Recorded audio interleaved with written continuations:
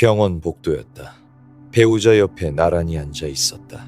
검사 결과를 기다리고 있었다. 텔레비전이 켜져 있었다. 아무도 보지 않았다. 할 말이 없었다. 할 말이 없는 것이 불편하지 않을 만큼 오래된 사이였다. 배우자의 손이 무릎 위에 놓여 있었다. 아무 생각 없이 그 손을 잡았다. 손을 내려다보았다. 주름이 깊었다. 검버섯이 피어 있었다. 손톱이 갈라져 있었다. 손등에 핏줄이 도드라져 있었다. 이 손을 처음 잡았던 날이 떠올랐다. 25이었을까? 26이었을까? 매끄럽고 하얗던 손. 잡을 때 심장이 뛰었다. 손바닥에 땀이 났다. 손을 놓으면 안 될 것 같았다. 놓으면 이 사람이 어디로 가버릴 것 같았다. 그때의 손과 지금의 손, 같은 손이다. 같은 사람의 손이다. 그런데 심장은 뛰지 않는다. 손바닥에 땀이 나지 않는다. 놓아도 이 사람은 어디로 가지 않는다. 그런데 놓지 못한다. 뛰지 않는데 놓지 못한다. 떨리지 않는데 잡고 있다. 이것은 무엇인가? 사랑인가? 습관인가? 사랑이면서 습관인가? 습관이면서 사랑인가? 사랑한다를 말한 적이 있는가? 50년을 같이 살면서 손가락으로 셀 수 있을 것이다. 결혼할 때 한 번, 아이 낳았을 때 한 번, 아내가 큰 병에 걸렸을 때 한 번, 그게 전부일 수 있다. 3번, 50년에 3번. 말의 사랑은 3번이었다. 그런데 이 손을 잡은 횟수는 셀 수 없다. 이 손이 차려준 밥을 먹은 횟수는 셀 수 없다. 이 손이 빨아준 옷을 입은 횟수는 셀 수 없다. 이 손이 잡아준 아이가 컸다. 이 손이 닦아준 눈물이 말랐다. 이 손이 문고리를 돌려 매일 저녁 집에 들어왔다. 그것을 사랑이라고 부른 적이 없다. 당연하다고 생각했다. 밥을 차리는 것은 당연한 것이고, 빨래를 하는 것은 당연한 것이고, 옆에 있는 것은 당연한 것이라고. 당연하다는 말 뒤에 감사가 빠져 있었다. 당연하다는 말 뒤에 사랑이 숨어 있었다.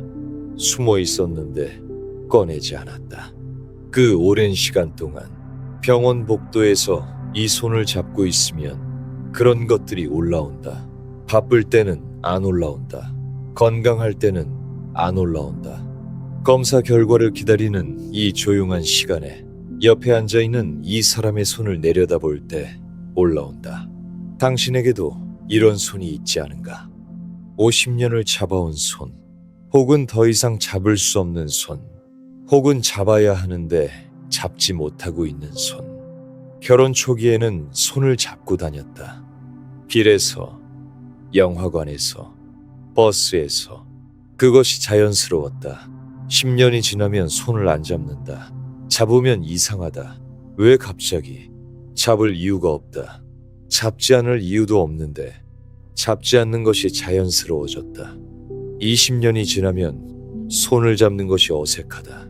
30년이 지나면 기억도 안 난다. 마지막으로 손을 잡은 것이 언제인지. 그런데 병원에서는 잡는다. 건강검진 결과를 기다릴 때, 수술실 앞에서 기다릴 때, 응급실에서 기다릴 때, 평소에는 안 잡던 손을 위기에서 잡는다. 왜 위기에서만 잡는가? 잃을까봐. 평소에는 잃을 걱정이 없으니까 안 잡는다. 위기가 오면 잃을 수 있다는 것을 안다. 그때 잡는다. 평소에 안 잡는 것은 사랑이 없어서가 아니다. 잃을 걱정이 없을 만큼 안심하고 있었기 때문이다. 안심은 사랑의 반대가 아니다. 안심은 사랑의 열매다. 수술실 앞에서 기다려본 적이 있는가? 긴 복도에 의자가 놓여 있다. 수술 중이라는 불빛이 켜져 있다. 시간이 안 갔다. 1시간이 3시간 같다. 핸드폰을 봐도 글자가 안 읽힌다. 커피를 마셔도 맛을 모르겠다. 이때 하는 생각이 있다. 사소한 것들이 떠오른다. 어제 아침에 맛없어라고 한 말, 지난주에 생일을 잊어버린 것, 작년에 여행 가자는 것을 귀찮다고 한 것, 그런 것들이 수술실 앞에서 올라온다. 왜 그랬을까? 왜 맛있다고 안 했을까? 왜 생일을 잊었을까? 왜 같이 안 갔을까? 이 후회가 사랑이다. 무관심한 사람은 후회하지 않는다. 후회하는 것은 관심이 있었기 때문이다. 관심이 있었는데 표현하지 않았기 때문이다. 수술실 문이 열린다. 의사가 나온다. 잘 끝났습니다. 이 한마디에 온몸에서 힘이 빠진다. 눈물이 나려 한다. 참는다. 오래 살면서 우는 법을 잊어버렸다. 그런데 화장실에 가서 혼자 운다. 아무에게도 말하지 않는다. 이것이 50대, 60대의 사랑이다. 울 줄 아는데 보여주지 않는 사랑. 느끼는데 말하지 않는 사랑. 자녀의 손도 생각난다. 아이가 태어났을 때 처음 잡았던 그 작은 손. 손가락 5개가 내 검지를 꽉 쥐었다. 그때 가슴이 터질 것 같았다. 세상 모든 것을 주고 싶었다. 그런데 그 손이 커졌다. 손가락이 길어지고 손바닥이 넓어지고 어느 날 내 손보다 커져 있었다. 그 손이 내 손을 뿌리치고 나갔다. 아빠, 나 갈게. 엄마, 나 바빠. 잡으려 했지만 잡히지 않았다. 잡을수록 뿌리쳤다. 부모의 손도 생각난다. 어릴 때 아버지 손은 세상에서 가장 큰 손이었다. 그 손에 잡히면 어디든 갈 수 있었다. 어머니 손은 세상에서 가장 따뜻한 손이었다. 열이 나면 이마에 올려주던 손. 그 손이 점점 작아졌다. 마지막에 병원에서 잡았던 어머니 손. 뼈만 남아 있었다. 가볍고 차갑고 작았다.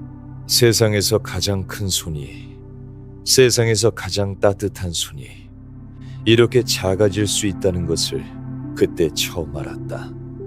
배우자의 손으로 돌아가자. 이 손이 한 것들을 떠올려보자. 아침에 가스레인지 손잡이를 돌리는 손, 젖은 빨래를 비틀어 짜는 손, 아이의 단추를 채우는 손, 장을 보고 비닐봉지를 들고 오는 손, 명절에 전을 부치느라 기름이 튀는데 피하지 않는 손, 남편의 와이셔츠 칼라를 다리미질하는 손, 저녁에 현관불을 켜놓고 기다리는 손. 이 손들을 모으면 반평생이 된다. 그 세월의 무게가 이 주름 안에 들어있다. 남편의 손도 마찬가지다.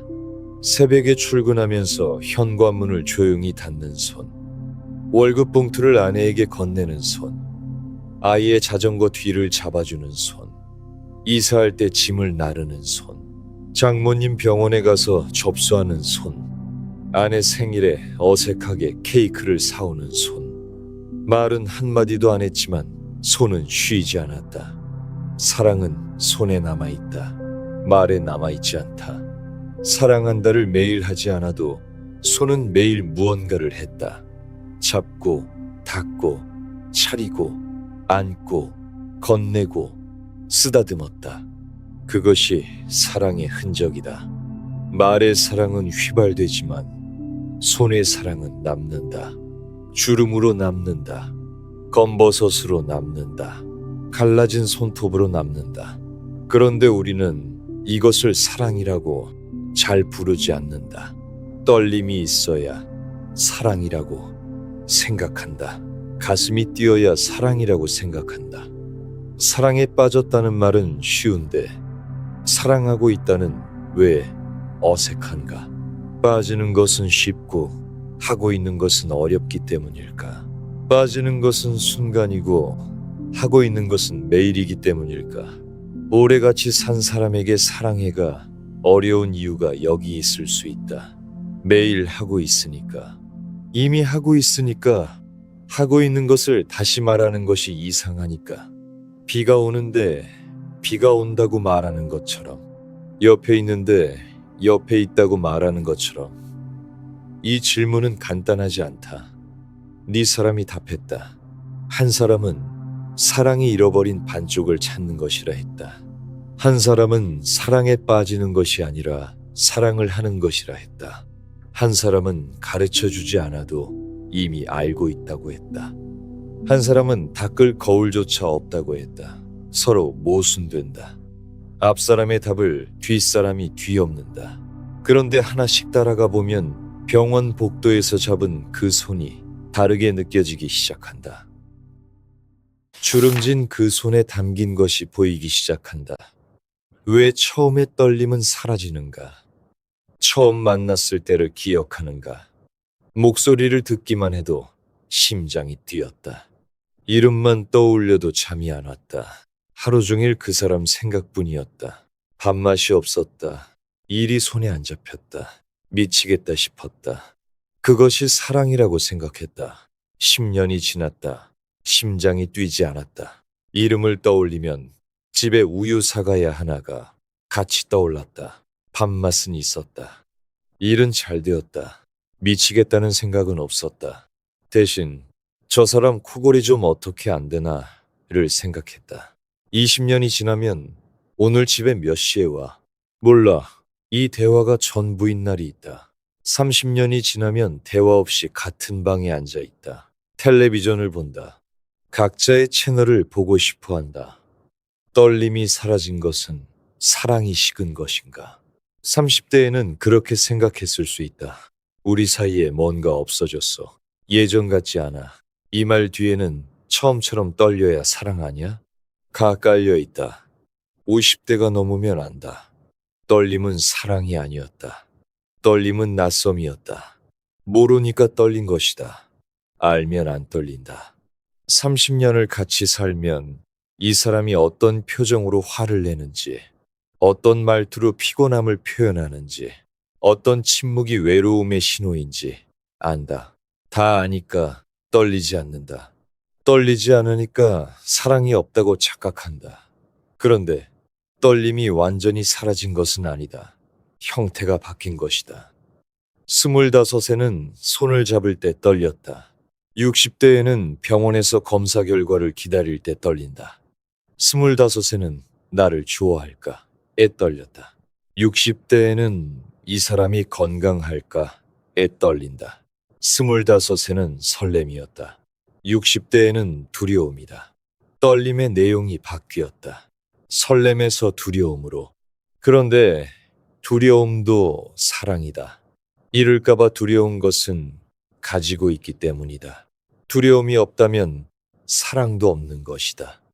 혹시 지금 떨림이 없다고 느끼는가? 그렇다면 이렇게 상상해보라. 지금 옆에 있는 사람이 내일 없다면, 이 사람이 차리는 밥상이 내일 없다면, 이 사람의 코골이가 내일 들리지 않는다면, 그 상상을 하는 순간 가슴이 움직인다면 떨림은 사라진 것이 아니다. 깊이 가라앉아 있었을 뿐이다. 이 착각이 오래되었다. 그리스 아테네. 비극 시인 아가톤의 집에서 술자리가 열렸다. 참석한 사람들이 돌아가며 에로스, 사랑의 신을 찬양하는 연설을 했다. 이 술자리를 기록한 것이 플라톤의 향연이다. 기원전 4세기에 쓰인 이 대화편은 서양 역사에서 사랑에 관한 가장 오래되고 유명한 텍스트다. 여러 연설 중 가장 널리 알려진 것이 희극 작가 아리스토파네스의 연설이다. 아리스토파네스가 이런 이야기를 했다. 옛날 인간은 지금과 달랐다. 팔이 4개, 다리가 4개, 머리가 2개인 둥근 존재였다. 3종류가 있었다. 남자, 남자, 여자, 여자, 남자, 여자. 이 존재들은 힘이 세고 교만했다. 신들에게 도전했다. 제우스가 벌을 내렸다. 반으로 갈랐다. 사과를 절반으로 자르듯, 달걀을 머리카락으로 가르듯. 갈라진 뒤 어떻게 되었는가? 반쪽들이 서로를 찾아 끌어안고 놓으려 하지 않았다. 먹지도 않고 마시지도 않고 아무것도 하지 않았다. 그렇게 굶어 죽기 시작했다. 서로에게서 떨어지느니 죽는 것이 나았다. 온전한 것에 대한 욕구와 추구, 이것이 사랑이라 불린다. 반쪽을 찾는 것, 전체가 되려는 것, 이것이 사랑이라는 것이다. 이 이야기를 듣고 가슴이 뛰는 사람이 있을 것이다. 나의 반쪽이라는 말이 여기서 왔다. 운명의 상대라는 말이 여기서 왔다. 젊을 때 우리는 이것을 믿었다. 세상 어딘가에 나의 반쪽이 있다. 만나면 알아볼 것이다. 심장이 뛸 것이다. 만나면 완전해질 것이다. 그런데 뒤집어 보자. 반쪽을 찾았는가? 찾았다고 생각했다. 심장이 뛰었으니까. 결혼했다. 완전해졌는가? 아니다. 결혼 1년 차에 알았다. 이 사람은 나의 반쪽이 아니다. 이 사람은 나와 전혀 다른 사람이다. 내가 뜨거운 물로 샤워하면 이 사람은 찬물로 샤워한다. 내가 일찍 자면 이 사람은 늦게 잔다. 내가 짠 것을 좋아하면 이 사람은 싱거운 것을 좋아한다. 반쪽이 아니었다. 맞지 않는 조각이었다. 선을 받던 자리를 기억하는가? 아니면 소개팅이었을 수도 있다. 어색한 커피숍에서 마주 앉았다. 첫인상이 있었다. 좋았을 수도 있고 그저 그랬을 수도 있다. 그런데 어느 순간 이 사람이 좋아졌다. 이유를 모르겠다. 목소리가 좋았을 수도 있고 웃을 때 눈이 사라지는 것이 좋았을 수도 있고 대화가 편했을 수도 있다. 이유는 중요하지 않았다. 좋으면 됐다. 그것이 반쪽을 찾은 것이라고 생각했다. 결혼했다. 신혼은 짧았다. 치약을 짜는 방식이 달랐다. 가운데서 짜는 사람과 끝에서 짜는 사람. 이불 두께가 달랐다. 두꺼운 이불을 덮고 자는 사람과 얇은 이불을 좋아하는 사람. 명절에 가는 순서가 달랐다. 이쪽 부모 먼저인가? 저쪽 부모 먼저인가? 하찮은 것들이다. 그런데 하찮은 것들이 쌓이면 벽이 된다. 5년 차에 생각했다. 이 사람과 결혼한 것이 맞나? 10년 차에 생각했다. 다른 사람과 결혼했으면 어땠을까? 이 생각을 한 적이 있다면 부끄러워할 것 없다. 안 해본 사람이 없다. 그런데 이 생각을 하고 나서도 옆에 있었다. 떠나지 않았다.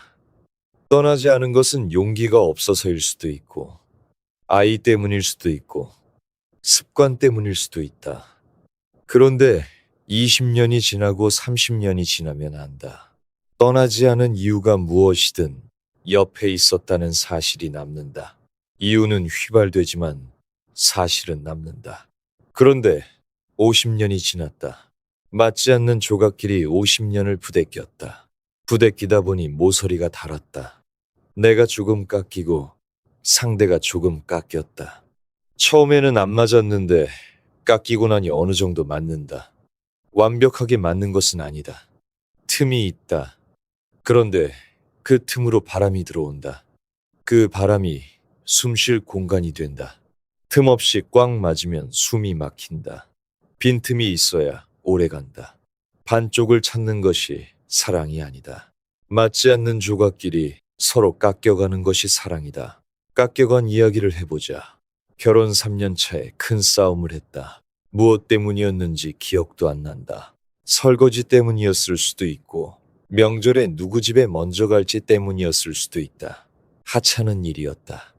그런데 그날 밤 등을 돌리고 누웠다. 같은 이불 밑에서 등을 돌리고 있는 것이 얼마나 춥던지. 1미터도 안 되는 거리인데 북극 같았다. 결혼 10년 차에도 싸웠다. 20년 차에도 싸웠다. 30년 차에는 싸우는 방법이 달라져 있었다. 말을 안 하는 것이 싸움이 되었다. 며칠 동안 밥상에 수저만 놓고 눈을 안 마주치고 텔레비전 채널만 돌렸다. 그러다 어느 날 한쪽이 배고프지 않아?를 물었다. 그것이 화해였다. 미안하다고 말한 것이 아니다. 배고프지 않아? 미안하다는 뜻이었다. 오래 같이 살면 싸우는 법도 변하고 화해하는 법도 변한다. 처음에는 모서리가 날카로워서 부딪히면 피가 났다. 나중에는 모서리가 닳아서 부딪혀도 아프지 않다. 이것이 깎여간 것이다. 반쪽이 되어간 것이 아니다. 둥그러져 간 것이다. 둥그러지는 데는 시간이 걸린다. 결혼 초기에는 상대를 바꾸려 한다. 왜 양말을 아무데나 벗어놓아? 왜 문 좀 닫고 다녀? 바꾸려 하면 싸운다. 10년이 지나면 바꾸려는 것을 포기한다. 안 바뀐다는 것을 안다. 포기하는 것이 패배처럼 느껴질 수 있다. 그런데 20년이 지나면 안다. 포기가 아니라 받아들인 것이다. 이 사람은 양말을 아무데나 벗는 사람이다. 나는 문을 안 닫는 사람이다. 서로 그렇다. 바꿀 수 없다. 바꿀 수 없다면 같이 사는 법을 찾아야 한다. 양말을 주워서 빨래통에 넣는다. 내가 문을 닫는다. 이것이 깎이는 것이다. 30년이 지나면 이상한 일이 생긴다. 양말을 주워 넣는 것이 귀찮지 않다. 문을 닫는 것이 짜증나지 않는다. 자동으로 한다. 상대의 부족한 부분을 내가 채우고 나의 부족한 부분을 상대가 채운다. 말로 합의한 것이 아니다. 그 세월을 부대끼면서 저절로 된 것이다.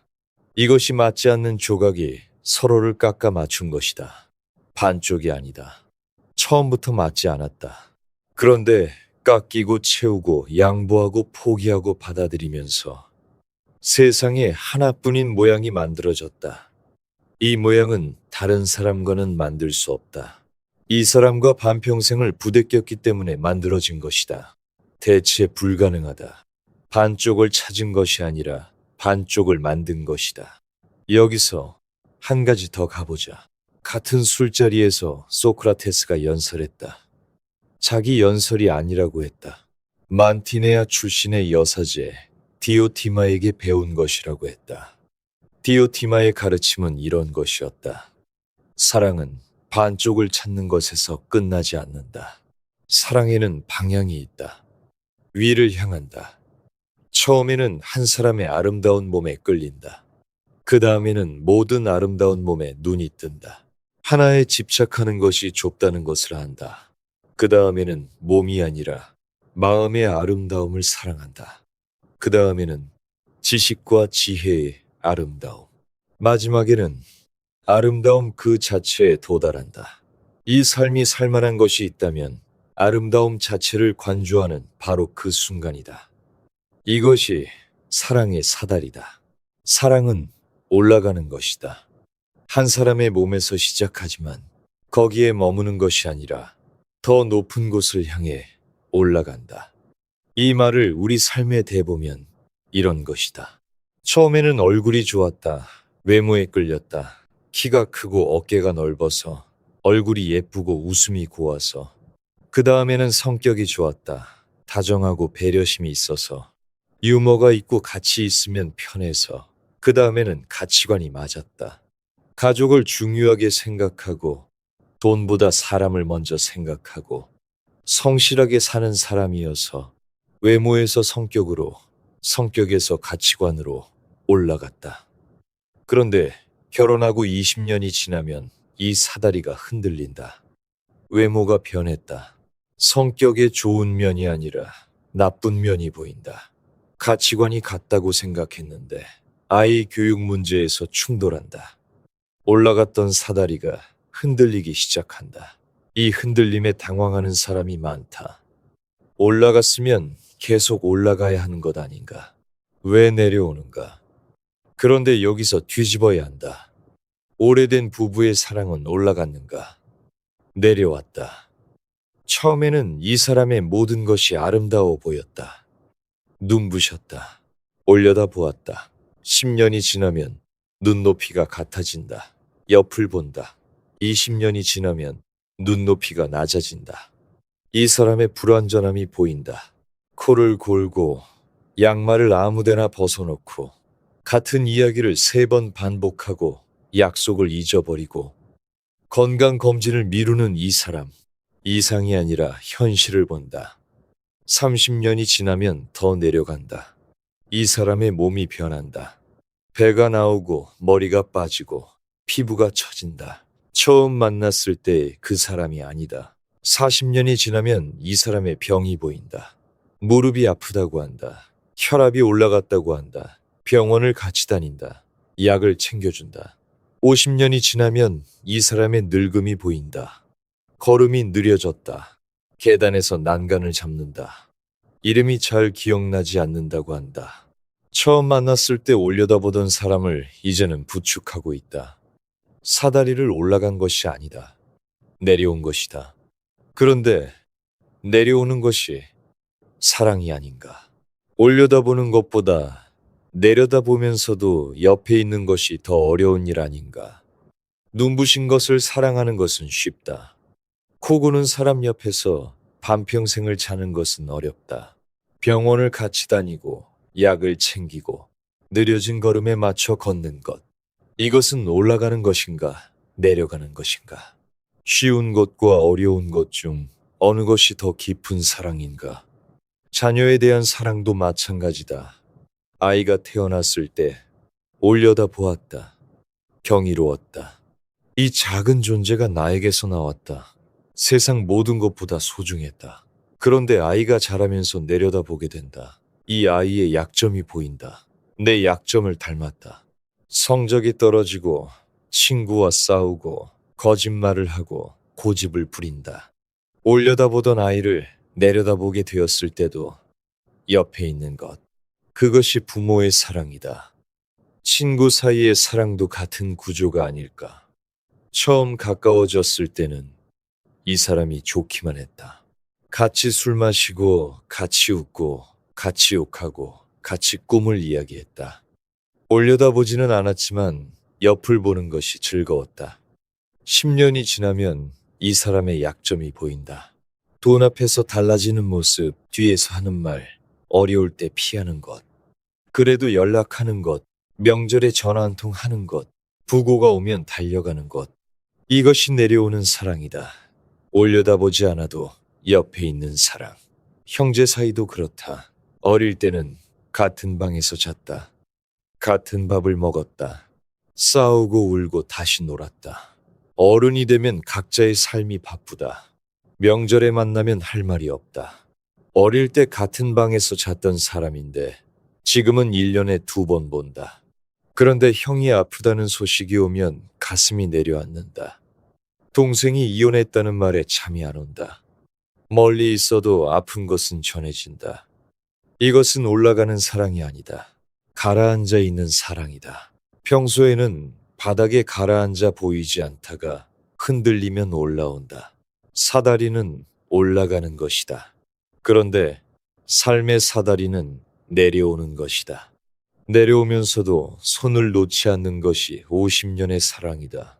여기서 씨앗을 하나 심어두자. 사랑은 상승이다. 라고 했다. 아름다움 자체를 향해 올라가는 것이다. 라고 했다. 그런데 매일 밥 차리고 빨래하는 것은 사다리의 어디쯤인가? 올라가는 것인가? 내려가는 것인가? 이 질문은 뒤에서 돌아온다. 찾는 것이고 오르는 것이다. 라고 했다. 그런데 같이 살면서 우리가 한 것은 찾는 것도 오르는 것도 아니었다. 매일 아침 밥을 차리고 매일 저녁 옆에 눕고 매일 밤 같은 천장을 보았다. 이것은 사랑인가? 떨림도 없고 상승도 없고 다만 반복만 있는 이것은 아침 식탁이다. 밥이 차려져 있다. 김이 올라온다. 밥, 국, 반찬 3가지. 매일 같은 풍경이다. 감동이 없다. 당연하니까. 그런데 잠깐 생각해보자. 이 밥상이 차려지려면 무엇이 필요한가? 누군가 장을 봐야 한다. 쌀을 씻어야 한다. 국을 끓여야 한다. 반찬을 만들어야 한다. 그릇을 꺼내야 한다. 수저를 놓아야 한다. 이것을 매일 한다. 365일. 수십 년이면 셀 수 없다. 셀 수 없이 밥상을 차린 사람에게 고마워를 몇 번 했는가? 한 번도 안 했을 수 있다. 밥이 있는 것이 당연하니까. 당연한 것에 감사하지 않으니까. 이 밥상이 사랑이라고 말하면 이상하게 들리는가? 빨래도 마찬가지다. 땀에 젖은 셔츠를 벗어놓으면 다음날 깨끗하게 개져 있다. 누가 했는가? 양말을 아무데나 벗어놓으면 다음날 서랍에 들어가 있다. 누가 했는가? 아이가 토하면 이불을 벗기고 빨고 말리고 다시 깔아준 사람. 그 사람에게 수고했어를 몇 번 했는가? 이 빨래가 사랑이라고 말하면 이상하게 들리는가? 아이가 아파서 밤새 옆에 앉아 있었던 적이 있다. 이마에 손을 대고 열이 오르면 수건을 적셔서 올리고 내리면 이불을 덮어주고 새벽 4시 아이가 겨우 잠들었다. 옆에 앉아서 아이의 얼굴을 보았다. 눈물이 났다. 왜 눈물이 나는지 몰랐다. 다음 날 아침 출근했다. 아무에게도 말하지 않았다. 어젯밤 새벽 4시에 아이 옆에서 울었다고 말하지 않았다. 그냥 출근했다. 그것이 일상이었다. 사랑한다를 말하지 않았다. 그런데 새벽 4시에 아이 옆에 앉아 있었다. 이것이 사랑이 아니면 무엇인가? 우리에게는 이상한 편견이 있다. 사랑은 뜨거운 것이어야 한다. 심장이 뛰어야 한다. 떨려야 한다. 영화에서 보는 것처럼 비 맞으며 뛰어가야 한다. 공항에서 붙잡아야 한다. 눈물 흘리며 고백해야 한다. 그래야 사랑이라고 생각한다. 매일 밥 차리는 것은 사랑이 아니라고 생각한다. 매일 빨래하는 것은 사랑이 아니라고 생각한다. 매일 옆에 있는 것은 사랑이 아니라고 생각한다. 그것은 생활이라고 생각한다. 의무라고 생각한다. 습관이라고 생각한다. 이 편견을 정면으로 부순 사람이 있었다. 1956년 에리 프롬이라는 심리학자이자 철학자가 사랑의 기술이라는 책을 썼다. 이 책은 첫 장부터 날카롭다. 대부분의 사람들은 사랑의 문제를 사랑받는 문제로 본다. 사랑하는 능력의 문제가 아니라 우리는 사랑받는 것에 집중한다. 어떻게 하면 저 사람이 나를 좋아할까? 어떻게 하면 사랑받을 수 있을까? 방향이 잘못되었다고 한다. 문제는 사랑받는 것이 아니라 사랑하는 것이다. 사랑할 줄 아느냐가 문제다. 핵심은 이것이다. 사랑은 감정이 아니라 기술이다. 음악을 배우듯, 그림을 배우듯, 의학을 배우듯, 사랑도 배워야 한다. 이론이 필요하고 실천이 필요하다. 사랑은 빠지는 것이 아니다. 하는 것이다. 이 말을 천천히 읽어보자. 빠지는 것이 아니라 하는 것이다. 사랑에 빠졌다는 수동이다. 나의 의지와 상관없이 일어난다. 심장이 뛰는 것은 내가 선택한 것이 아니다. 떨림은 내가 만든 것이 아니다. 그냥 일어난 것이다. 사랑을 한다는 능동이다. 내가 선택한다. 매일 아침 밥을 차리는 것은 선택이다. 빨래를 하는 것은 선택이다. 옆에 있는 것은 선택이다. 아이가 아플 때 새벽 4시에 옆에 앉아 있는 것은 선택이다. 빠지는 것은 순간이다. 하는 것은 매일이다. 빠지는 것은 쉽다. 하는 것은 어렵다. 빠지는 것은 조건이 맞으면 저절로 된다. 하는 것은 조건이 안 맞아도 해야 한다. 피곤해도 한다. 화가 나도 한다. 실망해도 한다. 잠깐 우리 삶에 이것을 대보자. 어젯밤 싸웠다.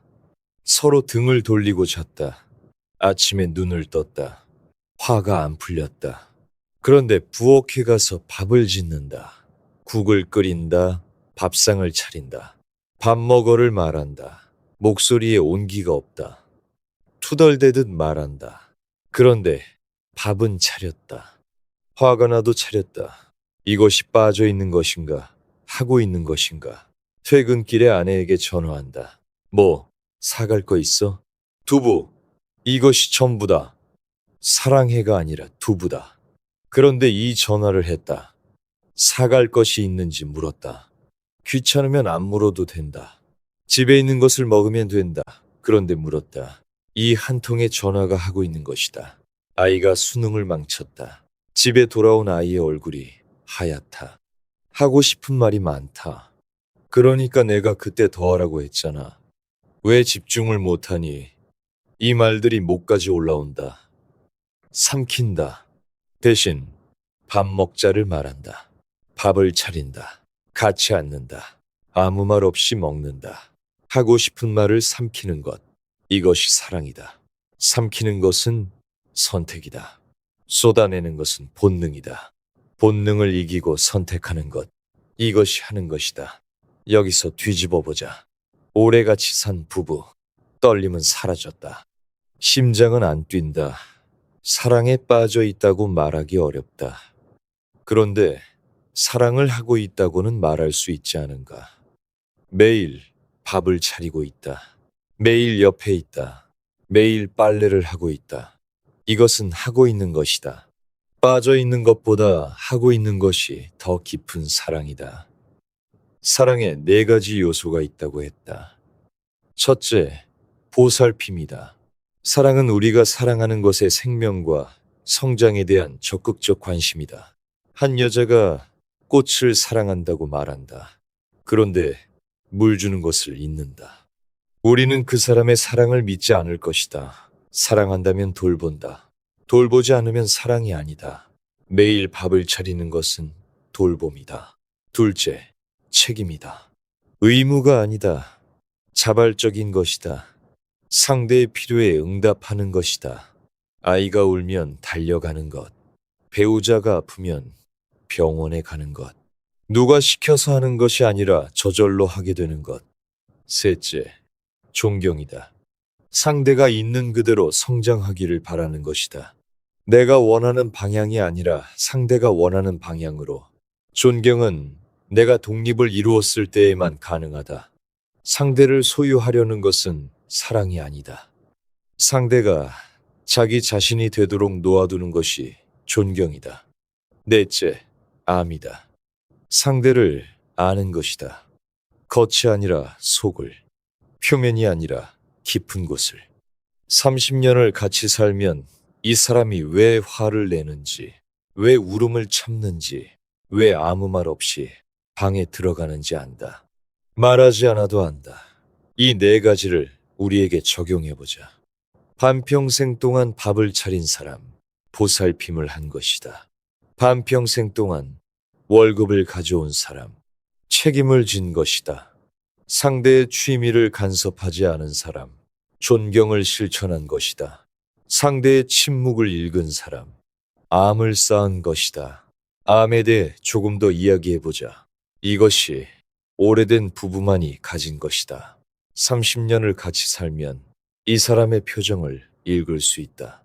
밥을 먹다가 숟가락을 잠깐 멈추면 회사에서 안 좋은 일이 있었다는 뜻이다.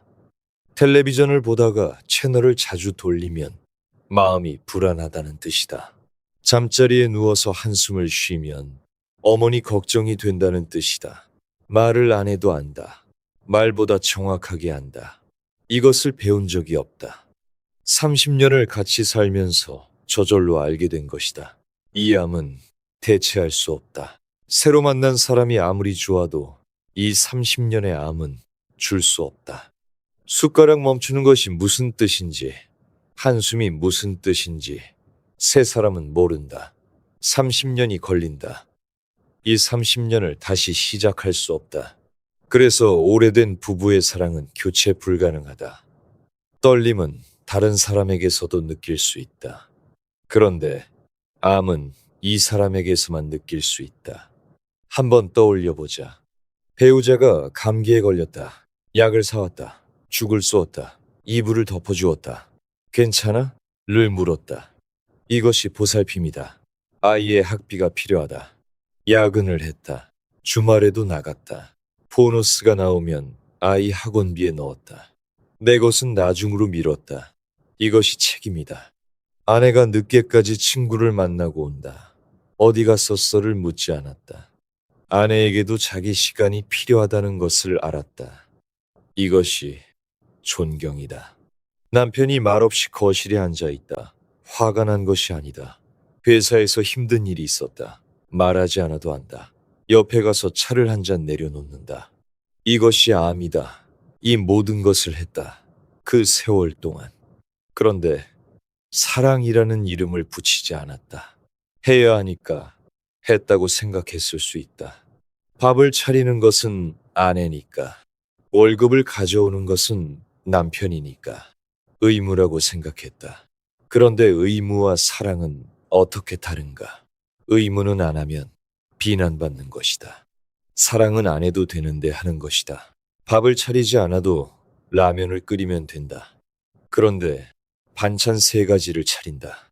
월급을 안 가져와도 당장 죽지 않는다. 그런데 야근을 한다. 아이 학원비를 넣는다. 내 것은 나중으로 미룬다. 이것이 의무인가 사랑인가? 안 해도 되는데 하고 있다면 그것은 이미 사랑이다. 더 솔직하게 생각해보자. 배우자가 아파서 병원에 갈 때 같이 가는 것은 의무인가? 혼자 가라고 할 수도 있다. 그런데 같이 간다. 아이가 고3일 때 새벽에 도시락을 싸는 것은 의무인가? 안 싸도 된다. 급식을 먹으면 된다. 그런데 싼다. 새벽 5시에 일어나서 싼다. 시어머니가 편찮으실 때 병원에 가는 것은 의무인가? 며느리니까 가야 한다고 생각할 수 있다. 그런데 가면서 속이 편하지 않다면 의무이고, 가면서 걱정이 된다면 사랑이다. 같은 행동인데 안에 있는 것이 다르다. 여기서 한 가지 더 뒤집어야 한다. 미성숙한 사랑은 당신이 필요하니까 사랑한다고 말한다. 성숙한 사랑은 사랑하니까 당신이 필요하다고 말한다. 젊은 사랑을 생각해보자. 25의 사랑. 이 사람이 없으면 안 돼. 이 사람이 필요해. 필요해서 시작하는 사랑이다. 외로우니까 사랑한다. 불안하니까 사랑한다. 빈자리를 채우려고 사랑한다. 오래된 부부의 사랑은 다르다. 이 사람이 없어도 살 수 있다. 혼자 밥 먹을 수 있고, 혼자 잠잘 수 있고, 혼자 출근할 수 있다. 그런데 이 사람이 옆에 있었으면 좋겠다. 없어도 되지만 있었으면 좋겠다. 필요해서가 아니라 사랑하니까 곁에 있고 싶다. 이것이 성숙한 사랑이다. 결혼 초기에는 상대가 필요했다. 혼자 있으면 불안했다. 빈집에 들어오면 외로웠다. 이 사람이 있어야 내가 완전해지는 것 같았다. 앞에서 들은 반쪽 이야기와 같다. 필요해서 시작하는 사랑이다. 50대가 되면 달라진다. 혼자 있어도 괜찮다. 혼자 밥 먹을 수 있고, 혼자 잠잘 수 있고, 혼자 여행 갈 수 있다. 아내에게도 자기 친구가 있고, 자기 취미가 있다. 남편에게도 자기 세계가 있다. 서로 없어도 살 수 있다. 그런데 같이 있고 싶다. 없어도 되지만 있었으면 좋겠다. 주말에 같이 산책하면 좋겠다. 저녁에 같이 텔레비전 보면 좋겠다. 꼭 말이 필요한 것도 아니다. 같은 공간에 있으면 된다. 이것이 성숙한 사랑이다. 필요가 아니라 선택이다. 해야 해서가 아니라 하고 싶어서다. 같이 있고 싶다와 같이 있어야 한다는 전혀 다른 말이다. 30대의 사랑은 있어야 한다에 가깝다. 60대의 사랑은 있고 싶다에 가깝다. 의무에서 선택으로, 필요에서 원함으로 이 변화를 겪는데 30년이 걸린다. 30년이 아깝지 않다. 한 가지 더 떠올려보자. 퇴직하고 처음 맞는 평일 아침. 아내와 둘이 마주 앉아 밥을 먹는다. 30년 동안 이 시간에 아내와 마주 앉은 적이 없다. 출근해야 했으니까. 밥을 먹으면서 아내의 얼굴을 본다. 이상하다. 이 사람의 얼굴이 낯설다. 매일 같이 살았는데 낯설다. 30년 동안 이 시간에 이 얼굴을 본 적이 없었기 때문이다. 아내가 묻는다. 왜 그렇게 봐? 아무것도 아니라고 한다. 그런데 사실은 처음 보는 것 같아서 보고 있었다. 아침 햇살에 비친 이 사람의 얼굴. 주름이 있고 흰 머리카락이 있고 예전과 다르다. 그런데 이상하게 처음 만났을 때보다 더 오래 보게 된다. 떨림은 없다. 그런데 따뜻하다. 이것이 필요가 아니라 원함이다. 이 얼굴을 보고 싶어서 보는 것이다. 봐야 해서가 아니라. 그런데 여기서 한 가지 더 있다. 한 사람만 사랑하고 나머지에게는 무관심하다면 그것은 사랑이 아니라 공생적 집착이거나 확대된 이기주의이다. 사랑은 특정 한 사람에게만 쏟는 것이 아니다. 사랑할 수 있는 사람은 누구든 사랑한다. 배우자를 사랑하는 사람은 친구도 사랑하고 이웃도 사랑하고 자기 자신도 사랑한다. 자기 자신을 사랑한다. 이 말이 50대가 넘은 사람에게는 어색하다. 우리 세대는 자기를 위해 사는 것을 이기적이라고 배웠다. 가족을 위해 희생하는 것이 미덕이었다. 자기 것은 뒤로 미루는 것이 당연했다. 하고 싶은 것을 포기하고 먹고 싶은 것을 참고 가고 싶은 곳을 미루었다. 나중에 아이 키우고 나서 퇴직하고 나서 퇴직했다. 아이가 다 컸다. 나중이 왔다. 그런데 자기가 무엇을 좋아하는지 모르겠다. 30년 동안 자기를 미뤘더니 자기가 누구인지 잊어버린 것이다. 자기를 사랑하지 않는 사람은 남도 사랑할 수 없다. 자기가 망골안저고 자기를 돌보지 않는 사람의 돌봄은 의무이지 사랑이 아니다. 지금이라도 자기를 돌봐야 한다. 먹고 싶은 것을 먹고 가고 싶은 곳에 가고 하고 싶은 것을 하는 것. 이것이 이기적인 것이 아니다. 이것이 사랑의 시작이다. 이 사람의 삶에도 이것이 있었다. 3번 결혼했다. 첫 번째 결혼은 이혼했다. 두 번째 아내 헤니 구를란트는 류마티스 관절염으로 고통받았다. 아내의 건강을 위해 멕시코시티로 이주했다. 그러나 오랜 병고 끝에 1952년 헤니는 스스로 생을 마감했다. 깊은 상실을 겪었다.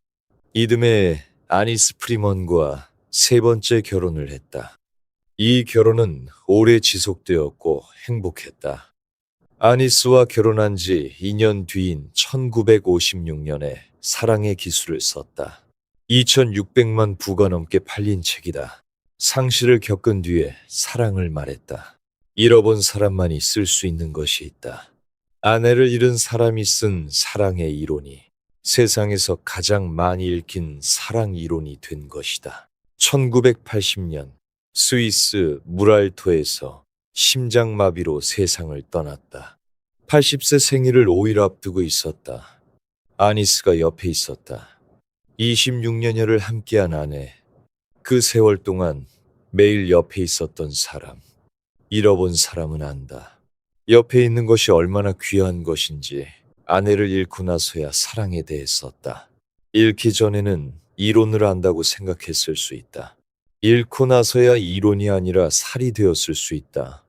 보살핌이 무엇인지, 책임이 무엇인지, 존경이 무엇인지, 암이 무엇인지 아내가 떠난 뒤에야 뼛속까지 알았을 수 있다. 물 주는 것을 잊어버린 꽃은 시든다. 그 비유를 쓸 때 무엇을 생각했을까? 해니가 아팠을 때 더 잘해줄 수 있었는데 라는 후회가 있었을까? 우리는 모른다. 그러나 2600만 명이 이 책을 산 것은 그 안에 이론만 있는 것이 아니라 살이 있기 때문이다. 빠지는 것은 순간이다. 하는 것은 매일이다.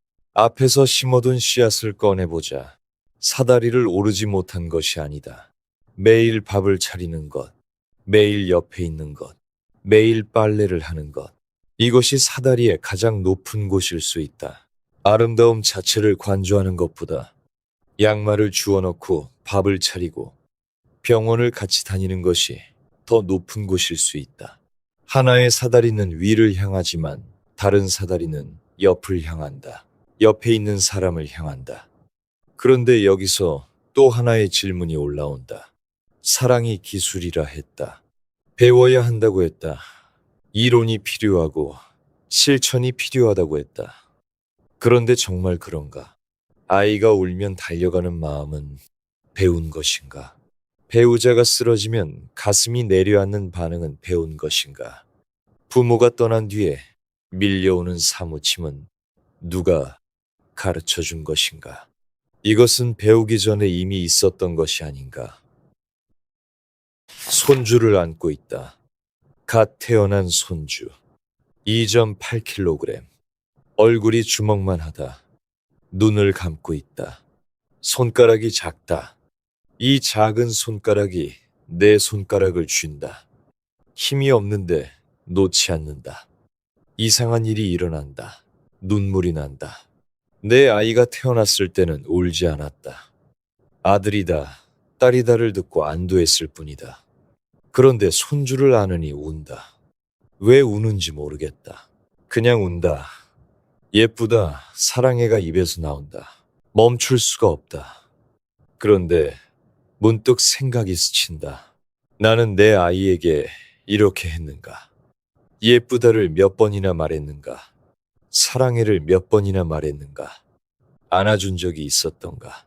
아이가 걸음마를 시작했을 때 잘한다를 말해주었는가?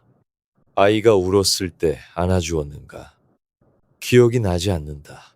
기억나는 것은 공부해, 바르게 앉아, 떼쓰지 마뿐이다. 손주에게는 할 수 있다.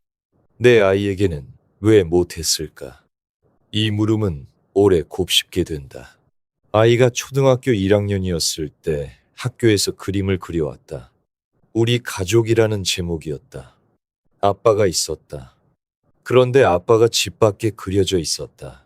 엄마와 아이는 집 안에 있고 아빠만 바깥에 서 있었다. 그때는 이 녀석 그림 실력이 아직 부족하구나 하고 넘겼다. 지금 생각하면 그것이 아이가 본 우리 가족이었다. 아빠는 바깥에 있는 사람이었다. 아이가 중학생이 되었을 때 아빠랑 놀고 싶다고 했다. 일요일이었다. 다음에라고 했다. 피곤했다. 주말에는 쉬고 싶었다. 다음은 오지 않았다. 고등학생이 되니 아이가 먼저 말을 안 했다. 대학생이 되니 방문이 닫혔다. 연락이 뜸해졌다. 명절에 와서도 폰만 봤다. 그때서야 알았다. 다음 해가 아이에게는 너는 후순위야라는 뜻이었다는 것을. 사랑이 없었던 것이 아니다. 있었다. 분명히 있었다. 아이가 열이 오르면 밤새 잠을 못 잤다. 아이가 다치면 내가 더 아팠다. 아이의 입학식 날 가슴이 뛰었다. 아이가 대학에 합격했을 때 화장실에서 혼자 울었다. 있었다. 그런데 나오지 않았다. 입 밖으로 나오지 않았다. 안에 있었는데 밖으로 나오지 않았다. 무엇이 막고 있었던 것일까? 직장의 스트레스가 막고 있었다. 돈 걱정이 막고 있었다. 아버지는 일해야 한다는 체면이 막고 있었다. 피로가 막고 있었다. 남자가 그런 말을 하면 우스워가 막고 있었다. 이 모든 것이 겹겹이 쌓여서 사랑을 가리고 있었다. 사랑이 없어진 것이 아니라 가려져 있었다. 이 구조를 정확히 짚은 학자가 조선에 있었다. 퇴계 이황. 1501년 경상도 안동에서 태어났다. 생후 7개월에 아버지를 잃었다. 숙부에게서 글을 배웠다. 28세에 생원시에 급제했고 34세가 되어서야 문과에 급제했다. 대기만성형이었다. 이 사람의 삶에는 사별이 반복되었다. 27, 28 무렵 첫 아내 허씨를 잃었다. 29세에 안동 권씨와 재혼했다. 46세에 그 권씨마저 잃었다. 아들을 잃었다. 을사사화 무렵 형을 잃었다. 아내를 2번 잃고 아들을 잃고 형을 잃었다. 사랑하는 사람을 반복해서 잃은 사람이다. 50대, 60대를 살아온 사람이라면 이 상실을 안다. 어쩌면 부모를 보냈을 것이다. 어쩌면 형제를 보냈을 것이다. 어쩌면 가까운 친구를 보냈을 것이다. 사랑하는 사람을 잃는 경험은 사랑을 의심하게 만든다. 사랑해봐야 결국 잃는 것인데 왜 사랑하는가? 이 질문에 빠지면 마음을 닫는다. 더 이상 마음을 주지 않으려 한다. 잃을까봐. 그런데 이 사람은 마음을 닫지 않았다. 오히려 사랑의 근원을 파고들었다. 사랑은 어디에서 오는가? 가르쳐 주어야 하는 것인가? 이미 있는 것인가? 잃는다고 사라지는 것인가? 잃어도 남아있는 것인가? 매달린 질문이 사단 7정이다. 사단은 맹자가 말한 인간 본성의 4가지 싹이다. 측은지심, 남의 고통을 보면 저절로 아파하는 마음. 수오지심, 잘못을 부끄러워하는 마음. 사양지심, 남에게 양보하는 마음. 시비지심, 옳고 그름을 분별하는 마음. 이 4가지가 인간 안에 이미 있다. 측은지심을 생각해보자. 맹자는 이런 예를 들었다. 갓난아이가 우물에 빠지려 한다. 이것을 본 사람은 누구나 깜짝 놀라며 달려간다.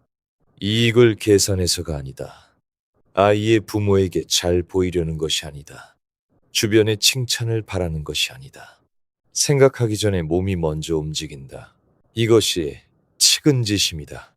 이것이 이에서 나온다고 했다. 이란 우주의 근본 원리다.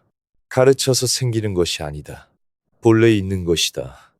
누가 시켜서 아이를 구하러 달려가는 것이 아니다. 인간의 본성 안에 이미 있는 것이 발동하는 것이다. 이것을 사랑에 가져와 보자. 배우자가 갑자기 쓰러졌다. 119에 전화하면서 손이 떨린다. 이 떨림은 배운 것인가? 아니다. 아이가 아프면 밤잠을 설친다. 이 잠설침은 가르쳐 준 것인가? 아니다. 배우기 전에 이미 있었다. 가르쳐 주지 않아도 알고 있었다. 앞에서 사랑이 기술이라 했다. 배워야 한다고 했다. 그런데 여기서 한 발 더 들어가 보자. 사랑은 배우기 전에 이미 있다. 측은지심이 배우기 전에 있는 것처럼 아이가 우물에 빠지려 할 때 달려가는 마음이 배우기 전에 있는 것처럼 사랑은 기술이기 이전의 본성이다. 그렇다면 왜 발휘되지 못하는가? 왜 사랑이 입 밖으로 안 나오는가? 칠정이 가린다고 했다. 칠정이란 기쁨, 노여움, 슬픔, 두려움, 사랑, 미움, 욕심이다. 이것들은 기에서 나온다. 기는 물질적이고 현실적인 것이다. 직장의 스트레스, 돈 걱정, 체면, 피로, 사회적 기대. 이 모든 것이 기다. 기가 이를 가린다. 사랑이 있는데 스트레스가 가리고, 체면이 가리고, 피로가 가린다. 아이에게 사랑해를 못한 것은 사랑이 없어서가 아니다. 기가 가려서 안 나온 것이다.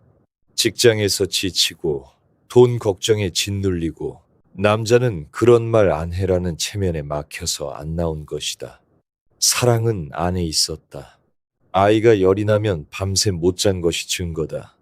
아이가 다치면 내가 더 아팠던 것이 증거다. 기가 가려서 입으로 안 나왔을 뿐이다. 배우자에게도 마찬가지다. 아내가 입원했을 때를 생각해보자. 병실에 앉아 있었다. 아내가 잠들어 있었다. 링거가 떨어지고 있었다. 그때 가슴이 아팠다. 이 사람이 없으면 나는 어떻게 되는가? 이 생각이 올라왔다. 한 번도 해본 적 없는 생각이었다. 옆에 있는 것이 당연했기 때문에 없는 것을 상상해 본 적이 없었다. 병실에서 처음 상상했다. 그리고 아팠다. 그 아픔이 사랑이다. 평소에는 기가 가리고 있어서 안 보였을 뿐이다. 병실이라는 극단적 상황이 기를 걷어내자 안에 있던 것이 드러난 것이다. 퇴근 후 거실에서 텔레비전을 보고 있다. 아내가 부엌에서 설거지를 한다. 물소리가 들린다.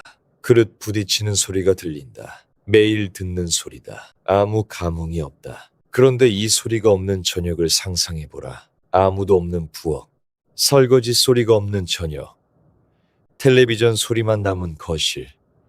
그 정막이 상상되는 순간 부엌에서 나는 설거지 소리가 다르게 들린다. 이 소리가 사라지지 않기를 바라게 된다. 그 바람이 사랑이다. 평소에는 기가 가리고 있어서 안 들렸을 뿐이다. 아침에 출근하면서 다녀올게를 말한다. 아내가 응이라고 한다. 매일 같은 대화다. 감동이 없다. 그런데 이 응이 없는 아침을 상상해보라. 현관에서 다녀올게를 말했는데 대답이 없다. 그 침묵이 얼마나 무거운지는 겪어본 사람만 안다. 배우자를 보낸 사람이 가장 그리워하는 것이 이 응이다. 거창한 것이 아니다. 밥 먹어, 다녀올게, 응. 이 세 마디가 반평생의 사랑이었다. 그렇다면 어떻게 해야 하는가? 경이라고 했다. 경이란 마음을 고유히 간직하는 태도다. 가려진 것을 걷어내는 힘이다. 매일 조금씩. 한꺼번에 걷어내는 것이 아니라 매일 조금씩. 스트레스를 알아차리고 체면을 내려놓고 피로를 인정하고 그러면 가려져 있던 것이 조금씩 보인다. 안에 있던 사랑이 조금씩 나온다. 오늘 고마워를 한번 말하는 것, 그것이 경의 시작일 수 있다. 내일 수고했어를 한번 말하는 것, 그것이 길을 걷어내는 일일 수 있다. 대단한 것이 아니다. 한마디면 된다. 그 한마디가 오랜 세월 가려져 있던 것을 조금 드러낸다. 솔직히 말해보자. 고마워를 말하는 것이 왜 이렇게 어려운가?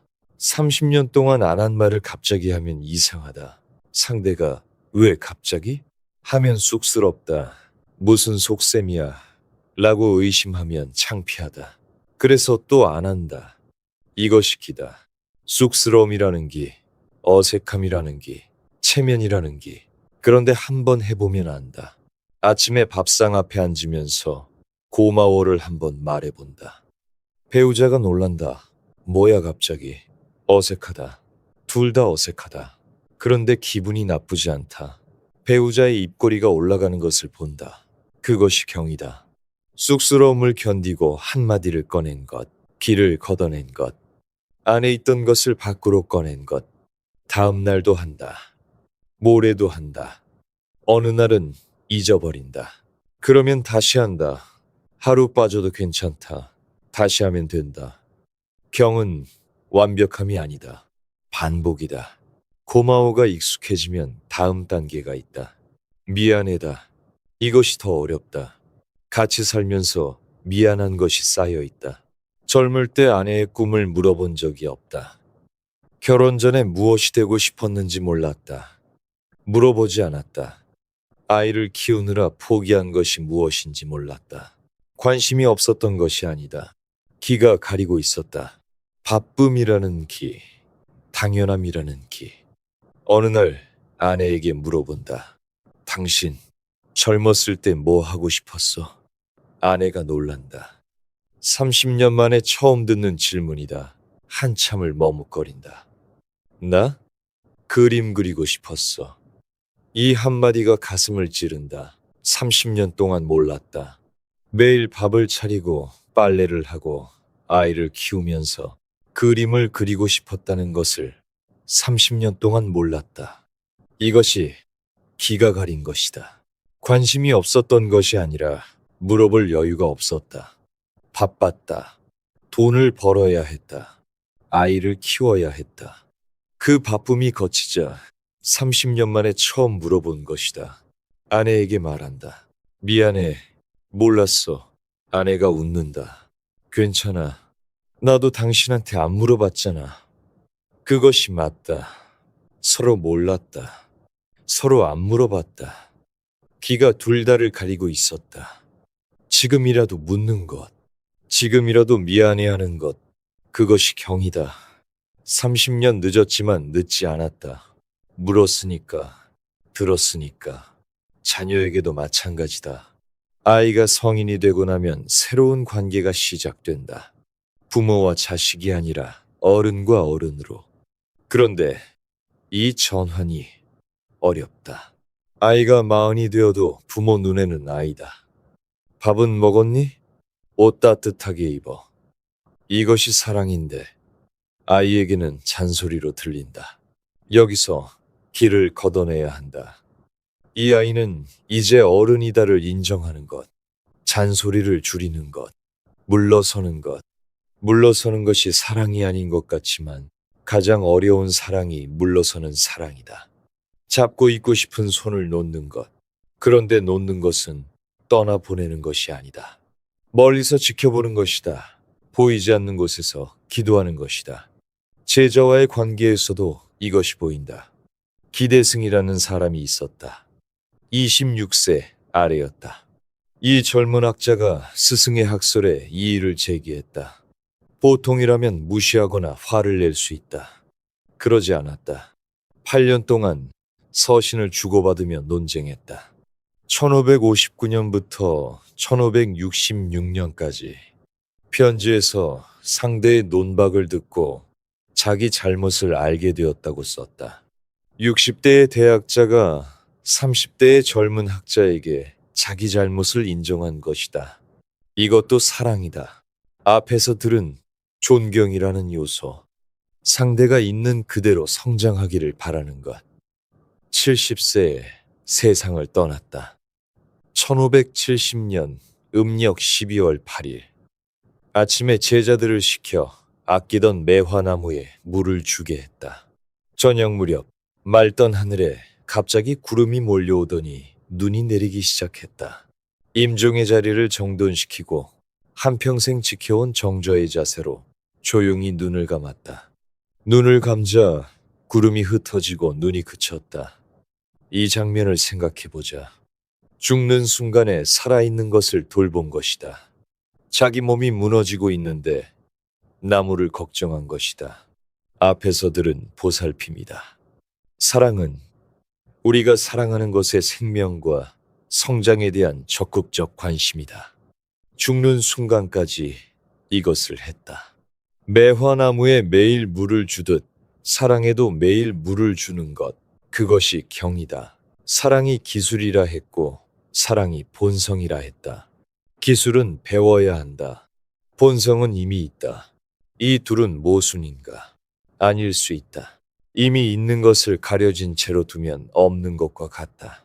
가려진 것을 걷어내는 것이 경이고 그 경을 배우고 실천하는 것이 기술일 수 있다. 사랑은 이미 있되 그것을 드러내는 법을 배워야 한다. 그런데 여기서 또 한 걸음 더 가보자. 사랑이 이미 있다고 했다. 다만 기에 의해 가려져 있다고 했다. 그렇다면 가려진 것을 닦아야 한다. 거울에 낀 먼지를 닦듯이. 그런데 만약 닦을 거울 자체가 없다면, 먼지가 앉을 곳 자체가 없다면, 이 질문이 마지막 이야기를 연다. 두 사람이 벽 앞에 서 있다. 한 사람은 오랜 세월 수행한 수제자다. 명문가 출신으로 전해지며 경전에 밝다.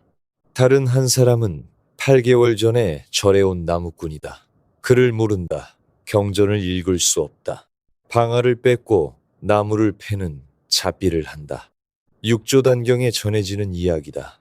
7세기 중국 선종의 5번째 조사. 홍인이 후계자를 정하기 위해 제자들에게 말했다. 마음의 본질을 개성으로 지어 보여라.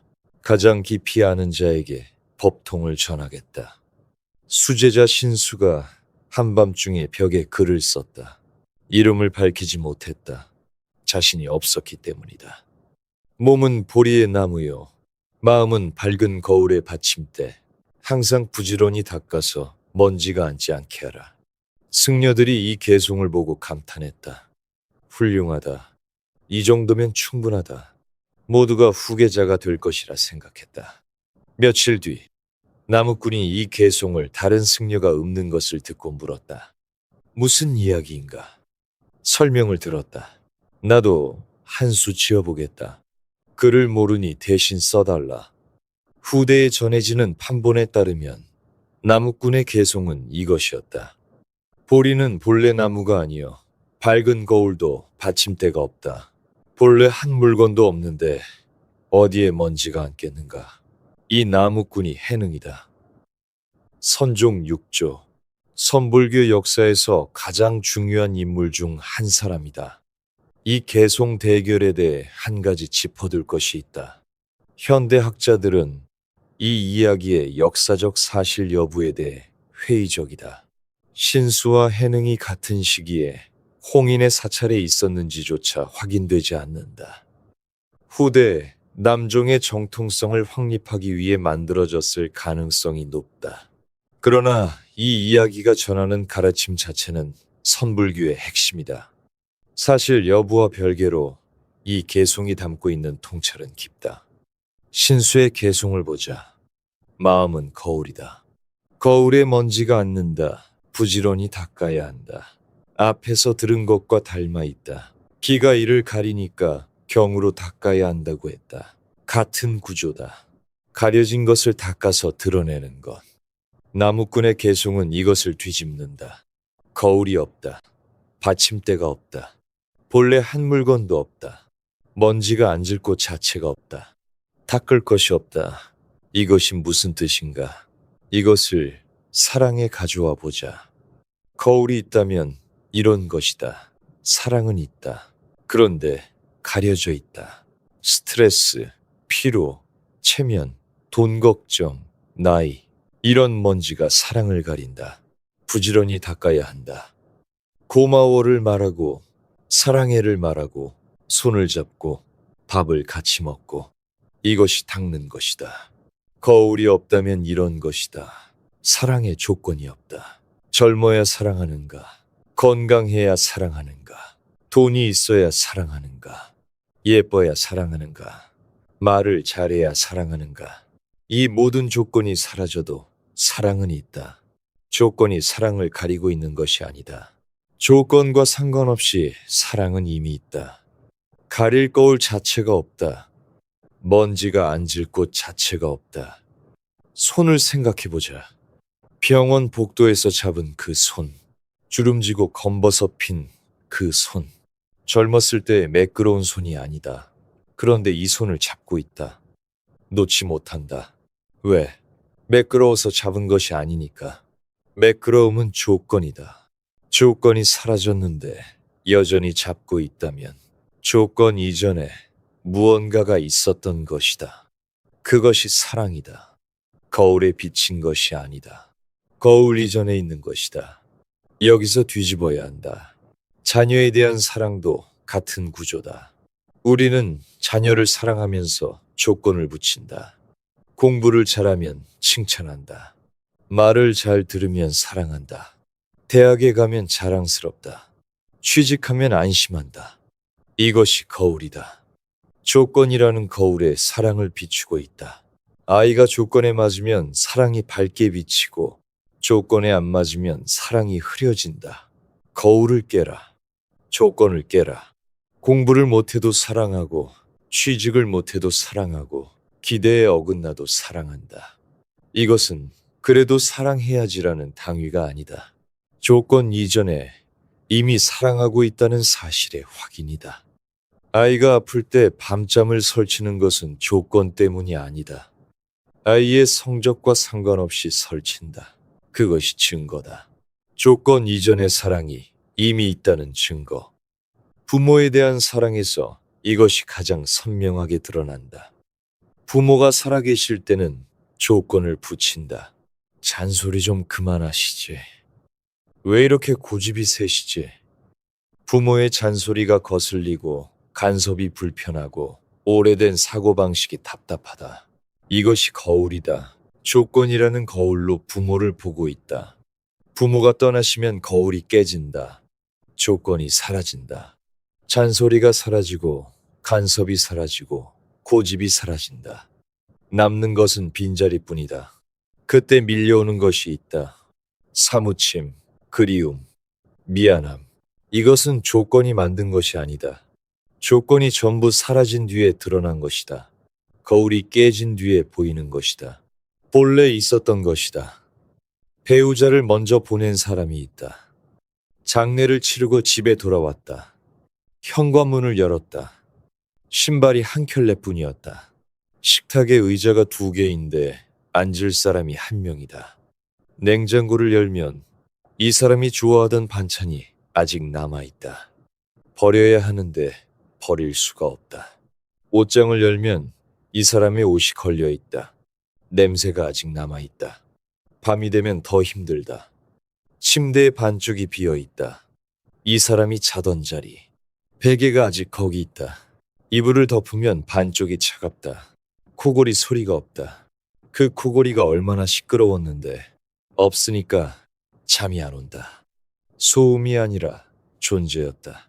그것이 없으니까 세상이 너무 조용하다. 이때 거울이 깨진다. 함께 살 때는 조건이 있었다.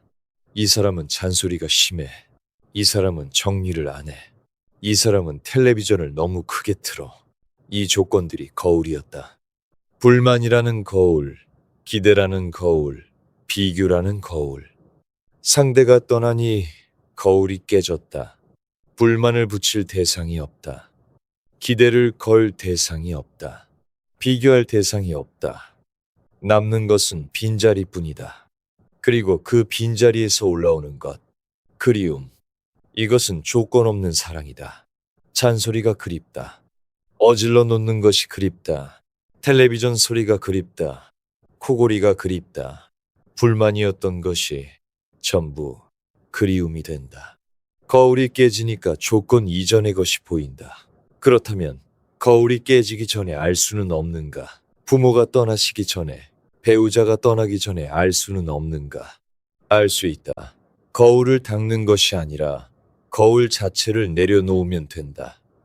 조건을 닦는 것이 아니라 조건 자체를 내려놓으면 된다.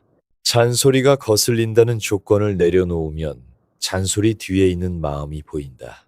왜 밥은 먹었니를 매번 묻나를 내려놓으면 그 물음 뒤에 있는 걱정이 보인다. 한번 실험해보자. 오늘 저녁 배우자가 잔소리를 한다. 약 먹었어? 건강검진 가야 하는데 또 라면이야?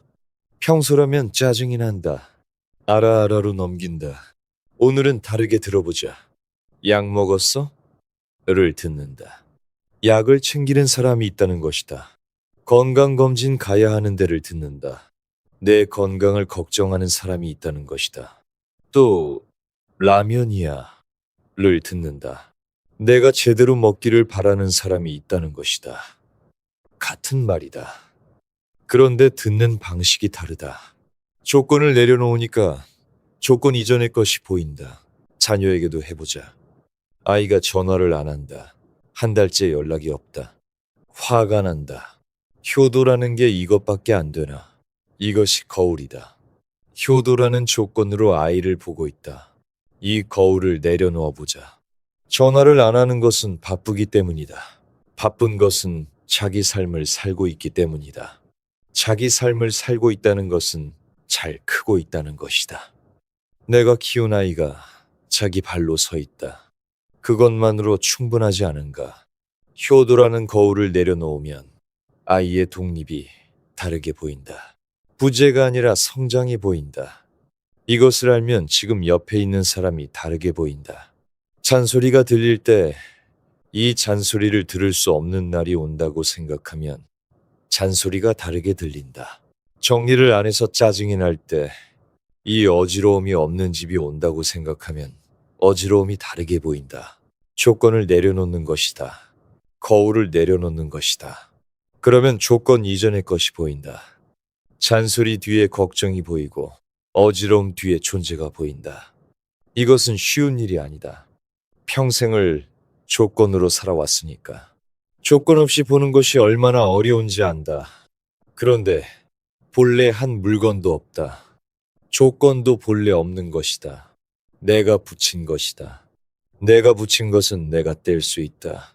나무꾼의 삶이 이것을 보여준다. 글을 몰랐다. 경전을 읽을 수 없었다. 수십 년 수행한 것도 아니었다. 절에 온 지 8개월이었고 그 8개월 동안 한 것은 방아를 붙인 것뿐이었다. 그런데 한 번 듣고 깨달았다. 조건이 없었다. 학력도 없고 지위도 없고 수행 경력도 없었다. 조건이 없는 곳에서 가장 깊은 깨달음이 나왔다. 사랑도 마찬가지가 아닌가. 학력이 없어도 사랑한다. 돈이 없어도 사랑한다. 말을 못해도 사랑한다. 글을 몰라도 사랑한다. 글을 몰라도 깨달은 것처럼 사랑은 조건을 모른다. 조건은 사람이 붙이는 것이다. 사랑은 조건 이전에 있다. 치매에 걸린 배우자를 돌보는 사람이 있다. 이 사람은 나를 알아보지 못한다. 이름을 부르면 멍하게 쳐다본다. 반평생을 같이 살았는데 나를 모른다. 이것은 사랑의 끝인가? 조건으로 보면 끝이다. 알아봐야 사랑이고 이름을 불러줘야 사랑이고 대화가 되어야 사랑이다. 이 조건이 전부 사라졌다. 그런데 이 사람 옆에 앉아 있다. 손을 잡아준다. 밥을 떠먹여준다. 기저귀를 갈아준다. 왜? 알아보지도 못하는데 왜? 조건이 전부 사라졌는데 남아있는 것이 있기 때문이다. 그것이 사랑이다. 거울이 다 깨졌는데도 남아있는 것. 이것이 본래 무일물의 사랑이다. 병실에 앉아서 잠든 배우자의 손을 잡고 있는 노인이 있다. 간호사가 묻는다. 할아버지, 집에 가서 쉬세요. 고개를 젓는다. 여기 있을게요. 왜 여기 있는가? 이 사람이 나를 알아보지 못해도 여기 있는다. 대화가 되지 않아도 여기 있는다. 이것은 의무인가? 아니다. 집에 가라고 했는데 안 갔다. 선택이다. 조건이 전부 사라진 뒤에도 남아있는 선택. 그것이 가장 깊은 사랑이다. 여기서 마지막 뒤집기가 있다. 앞에선 네 사람의 답을 들었다. 상생, 실천, 본성, 본래 무일물. 네 개가 모순처럼 보이지만 하나의 여정이다. 올라가려 하다 보니 실천이 필요했고, 실천해보니 이미 있는 것을 발견했고, 이미 있다고 붙잡으려 하니 집착이 되었고, 놓으니까 본래 있던 것이 드러났다. 이 여정은 한 번에 끝나지 않는다. 아침에 손을 잡으면서 시작하고, 밥을 차리면서 반복하고, 병원 복도에서 기다리면서 깊어진다. 매일 조금씩 다른 깊이로 네 개의 이야기를 들었다. 첫 번째 이야기는 말한다. 사랑은 잃어버린 반쪽을 찾는 것이다. 반쪽을 찾아 온전해지려는 것이다. 그런데 같이 살아보니 반쪽을 찾은 것이 아니었다. 맞지 않는 주걱끼리 서로 깎여가며 맞춰간 것이었다. 올라가는 사랑이 있고 내려오는 사랑이 있다. 내려오면서도 손을 놓지 않는 것이 50년의 사랑이다. 두 번째 이야기는 말한다. 사랑에 빠지는 것이 아니라 사랑을 하는 것이다. 떨림은 사라져도 보살핌은 남는다. 매일 밥을 차리고 매일 옆에 있고 매일 돌보는 것. 이것이 사랑의 기술이다. 아내를 잃고 나서 사랑을 쓴 사람이 80세 생일을 5일 앞두고 세 번째 아내 곁에서 눈을 감았다. 세 번째 이야기는 말한다. 사랑은 배우기 전에 이미 있다. 아이가 우물에 빠지려 하면 달려가는 마음처럼 가르쳐 주지 않아도 아는 것이다. 다만 가려져 있을 뿐이다. 두 아내를 잃고 아들을 잃고 형을 잃은 사람이 죽는 순간에 매화나무에 물을 주게 했다. 네 번째 이야기는 말한다. 가릴 거울조차 없다. 조건 이전의 사랑은 이미 있다. 젊음이 사라져도 건강이 사라져도 돈이 사라져도 사랑은 조건을 모른다. 그를 모르는 나무꾼이 한 번 듣고 깨달은 것처럼 사랑은 조건을 넘어선다. 네 개의 답은 서로 모순된다. 첫 번째 답 위에 두 번째가 세워지고 두 번째를 세 번째가 넘어서고 세 번째를 네 번째가 비운다. 정답이 없다. 그것이 사랑의 본질이다. 그런데 어쩌면 정답이 없다는 것이야말로 사랑다운 답일 수 있다. 정답이 있는 것은 문제이고 정답이 없는 것이 사랑이기 때문이다. 기계에게는 사랑이 없다. 프로그램에 사랑을 입력할 수는 있지만 손을 잡을 수는 없다. 동물은 본능으로 새끼를 돌보지만 50년의 습관과 권태와 미안함을 견디면서 옆에 있지는 않는다. 사랑이 무엇인지 모르면서도 사랑하는 것. 사랑의 정의를 내리지 못하면서도 매일 밥을 차리는 것. 이것이 인간이 인간인 이유일 수 있다. 이 네 개의 답은 하나의 여정이기도 하다. 찾고 하고 알아차리고 놓는다.